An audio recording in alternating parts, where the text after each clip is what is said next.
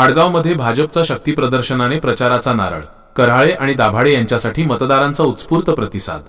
परभणी जिल्हा परिषद व पंचायत समिती सार्वत्रिक निवडणूक 2026 चे बिगुल वाजताच जिंतूर तालुक्यातील आडगाव येथे भारतीय जनता पक्षाने जोरदार शक्ती प्रदर्शन करत प्रचाराचा शुभारंभ केला।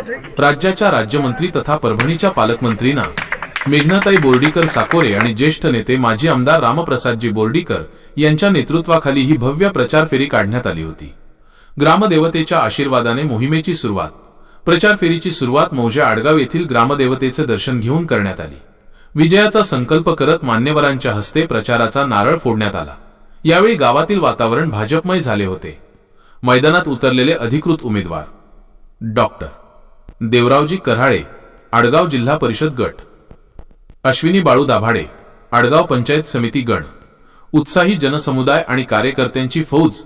या प्रचार फेरीत भाजपचे सर्व शक्ती केंद्र प्रमुख, बूथ प्रमुख, पदाधिकारी आणि रामप्रसादजी बोर्डीकर मित्र परिवाराचे सदस्य मोठ्या संख्येने सहभागी झाले होते। गावातील ज्येष्ठ नागरिक आणि तरुणांनी या फेरीला दिलेला उत्स्फूर्त प्रतिसाद पाहता भाजपा उमेदवारांची पकड मजबूत असल्याचे चित्र दिसून आले।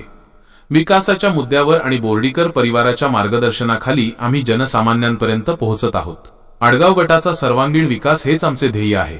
स्टार कार्यकर्त्यांचा सूर, विजय संकल्प 2026।